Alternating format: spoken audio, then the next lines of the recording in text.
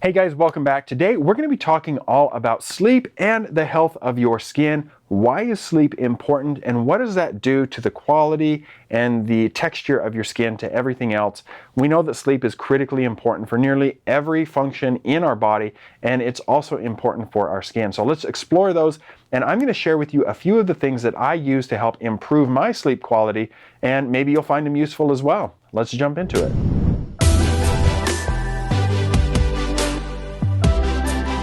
All right, so sleep is one of the most universal features among any species of animal on the planet, whether it's mammals, fish, birds, it doesn't matter. Almost everything sleeps as far as science is concerned.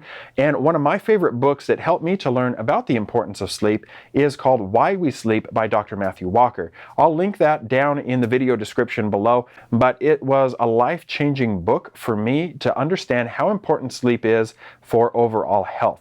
Getting poor sleep can increase our risk for things like diabetes, heart disease, Alzheimer's, cancer, and many other conditions that will negatively impact your overall health.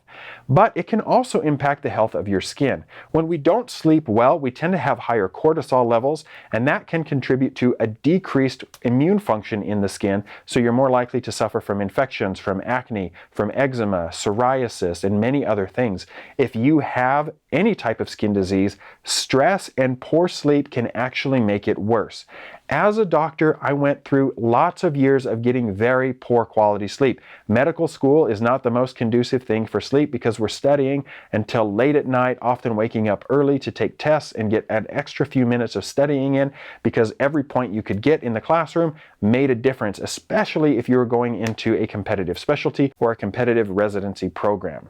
Then, after medical school, I went on to an internship where I'm working in the hospital. I'm working nights, I'm working weekends. I'll work a day shift, maybe have a little time off, work a night shift, and it's really bad for your sleep quality. Now, thankfully, I went into dermatology. That was my goal. Dermatology typically has a pretty regular lifestyle. You're working Monday through Friday in most cases, and you can actually get good quality sleep. Now, I run my own business. I'm busy on social media, and I'm a father of 3 amazing kids.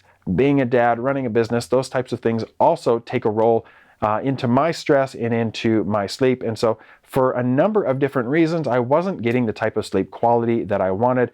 And when I experience that, I do tend to get more acne. And I see patients all the time who aren't taking good care of themselves or getting poor quality sleep.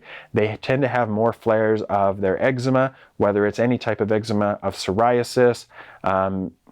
They're more likely to go through their medications faster if they're using them just because they can't control their skin disease.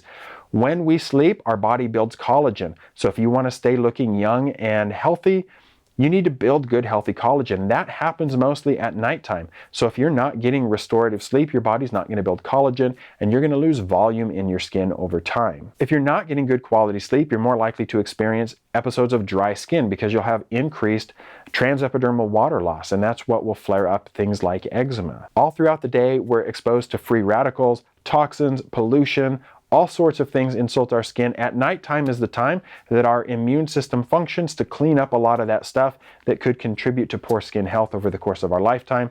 So that's another reason to get good sleep, so your skin can repair itself, not just collagen, but elastin fibers, cleaning out all of the cellular debris from bad cells and all of the insults that you're exposed to on a day-to-day basis. For all of those reasons, I try to make it a priority to get good sleep, and I subscribe to this idea that you can't change what you can't measure. And when I'm not sleeping well, I like to understand why and then make changes specifically around that. And that's the reason that I purchased something called the Oura Ring. And that's the first device that I want to talk about that helps me to improve my sleep. The Oura Ring is this black ring that I wear on my finger here, on my left index finger. I like it a lot. It's not just a ring. If you look on the inside, it actually has little bumps. It's got sensors here that measure my heart rate, my body temperature, my respiration, my activity level, so it knows how active I am. And the battery on this actually lasts for 3 or 4 days at a time before I put it on the charger for a couple of hours. The Oura Ring then tracks all of that data, and I sync it to my phone every morning. It can tell me what my body temperature was overnight.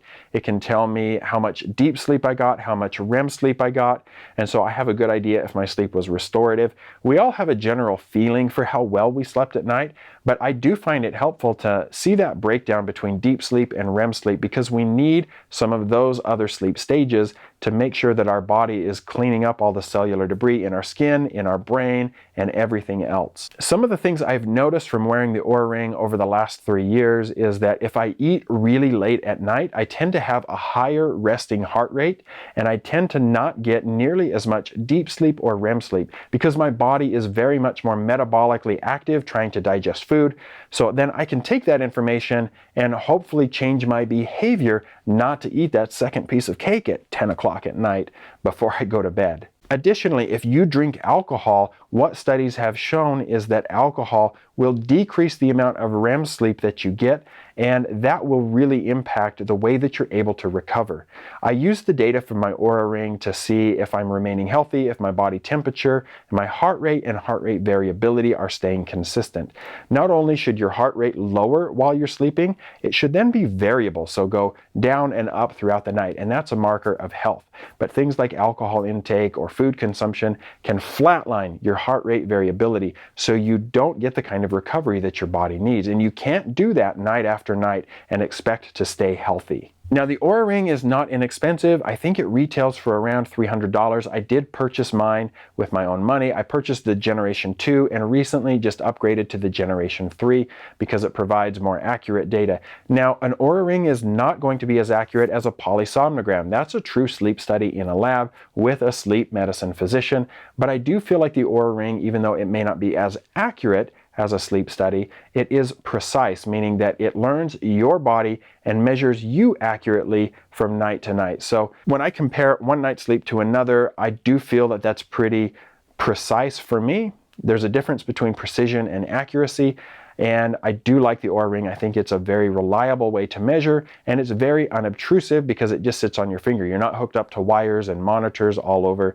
So I do recommend the Oura Ring, but if you can't afford it, I don't want you to go purchase it. We'll talk about some other things at the end of the video that might also improve your sleep quality. The number 2 device that I use is something called the Ooler. The Ooler is made by Chilisleep Technologies, and it is a cooler that sits by the bed. You fill it up with water and it connects to a mattress pad that goes underneath your sheets. You can then change the temperature of that water that circulates through the mattress pad to help control the temperature at which you sleep.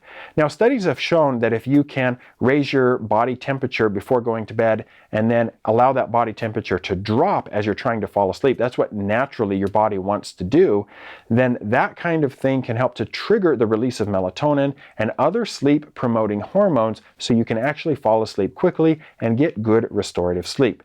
I like to sleep in a cooler environment, and that's what most people will find is better for them. So I take the temperature on my Ooler and I turn it down to the coldest setting, like 55 degrees. That sounds really cold, but when you're bundled up in the covers, you actually stay very comfortable. And that helps me to fall asleep quickly and to get good quality sleep. If you live somewhere where it's really cold or it's in the winter and you like to sleep a little bit warmer, you can change the temperature down from like 55 degrees of circulating water all the way up to, I think, like 100, 105 degrees.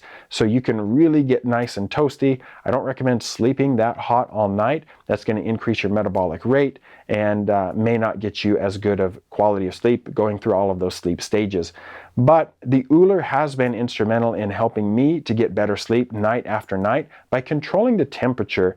And I don't like to just take all the covers off. I like to bundle up so I can keep the temperature a little bit lower and still bundle up in all the covers. The Ooler is pretty expensive. You can look on their website to see what they're currently charging. They sometimes will run specials, and I'm not being sponsored by them. I don't get any money for recommending either the Oura Ring or from recommending the Ooler Pad.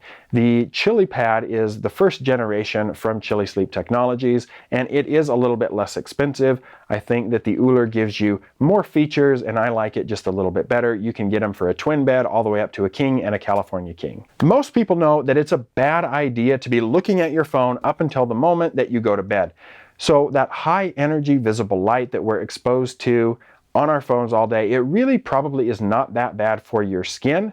And I did a video all about that if you want to check that out on Valkyrie Skincare, the Reflect brand and kind of that implosion. But blue light probably isn't that bad for your skin, but there may be an effect upon our eyes. When that blue light, that high energy visible light, goes into our retina, it can actually delay the release of melatonin and other sleep promoting hormones. That high energy visible light is the stuff that we're exposed to when the sun is coming up in the morning, and it's supposed to be a cue to wake up and get going. At the end of the day, you want to put away the blue light, so I recommend blue light blocking glasses. The data, the science on that is still a little bit murky. More research needs to be done, but it's unlikely to be harmful and may be helpful.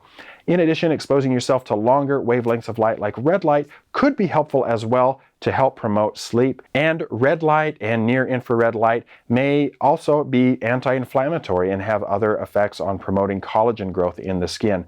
Red light devices can be quite expensive. I did partner with Joovv a while ago, and I tried out their Go 2.0. So this is a little handheld portable red light device, and I'll use this if I have a really sore muscle after working out. I can shine it right on that area. It does have a rechargeable battery, and we can just push on the button and it lights up just like that.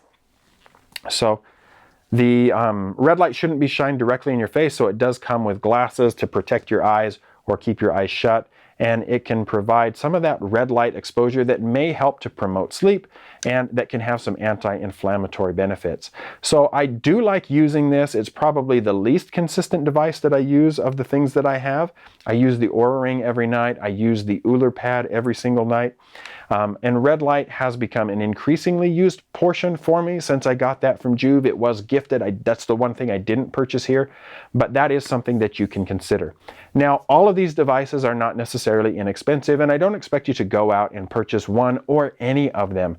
What are some things you can do to improve your sleep quality and then impact the health of your skin if you don't want to purchase or use any of these devices? It's important to have good sleep hygiene, so the first thing is go to bed at the same time every night and wake up at the same time every morning. Doing that alone can help improve your sleep by getting your body into a good circadian rhythm. It's helpful if you can keep that up even on the weekends. I know that's not always possible because you may want to go out and be more social on a Friday night or a Saturday night, and that prompts you to want to sleep in. But maintaining that schedule as much as possible will be helpful. You don't have to have a red light in order to decrease your exposure to blue light. Put the phone down, the computer, the tablet, whatever it is, try to put that down 60 to 90 minutes before your planned bedtime so that your body can start to produce and release those hormones that help promote sleep. Avoid eating late at night. Have your dinner at a more reasonable hour if possible with your schedule, whether it's work or school, and don't eat within a couple hours of bedtime. That'll give your body time to digest that food so that you're not raising sugar and insulin levels while you're trying to sleep. So don't drink alcohol right before bed also. If you want to have a glass of wine with dinner, try to do that a couple hours before bed. Avoid things like that nightcap where you're having some type of alcohol right before bed. That can totally wreck your sleep. In addition to putting the phone down, don't watch TV in bed. If you're going to watch TV before bed, go out and do it in the family room, the living room, wherever else you can. But use the bedroom only for sleeping and intimate activities. Those are just a few of the tips that I can share with you about improving your sleep quality and thereby allowing that to impact the health of your skin so you can produce good collagen, kind of clean up those free radicals. If you're interested in any of the devices, you can find those links down in the video description.